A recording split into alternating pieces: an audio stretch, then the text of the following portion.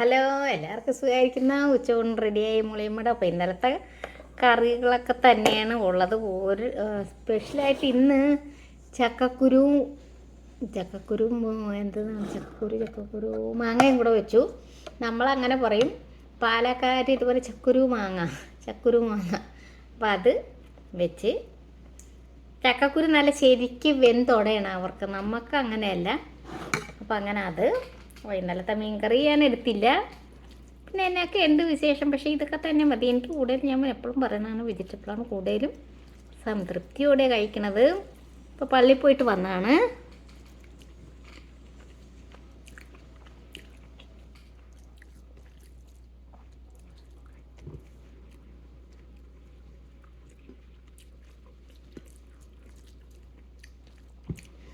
മോളിയമ്മ ചോറുണ്ണണത് മാത്രമേ നിങ്ങൾ കാണാറുള്ളൂ. അതല്ലാതെ മോളിയമ്മ ഇവിടത്തെയൊക്കെ ഓരോ കാര്യങ്ങളൊക്കെ കാണിച്ചു തരാമെന്ന് പറഞ്ഞാൽ അത് അവിടെയൊക്കെ പോകണതൊന്നും കാണാറില്ല നിങ്ങൾ. എന്താണെന്ന് അറിഞ്ഞുകൂടാ. അപ്പോൾ അതിനെ കാണുകയും സബ്സ്ക്രൈബ് ഷെയർ ചെയ്യാനൊന്നും മറക്കരുത്. പിന്നെ എനിക്ക് കുറേ സബ്സ്ക്രൈബിനെ കിട്ടിയായിരുന്നു.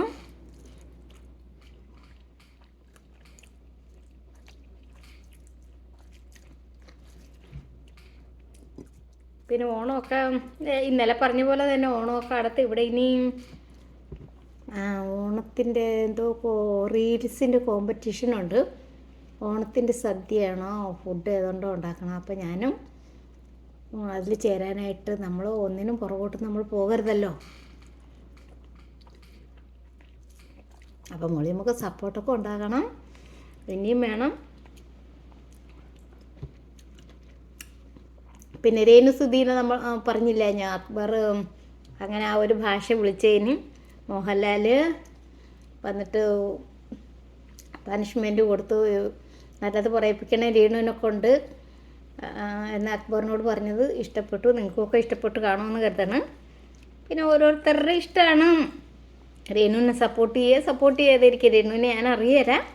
എന്നാലും നമ്മൾ എന്തിനാണ് ജീവിച്ചു പോട്ടെ, ഓരോരുത്തരൊക്കെ ജീവിച്ചു പോട്ടെ എല്ലാവരും. ഇപ്പോൾ ഞാൻ യൂട്യൂബ് വെറുതെ കൊറോണ കാലത്ത് ഞാൻ ഇട്ടതാണ്. അന്നേരം നമ്മളോട് ഇഷ്ടമില്ലാത്ത ആൾക്കാർ പറയുവേ, ഒളിയമ്മ ചോറൂണിന് വാ എന്നൊക്കെ കളിയാക്കാറുണ്ട്. നമ്മുടെ ആൾക്കാർ തന്നെയാണെന്ന്.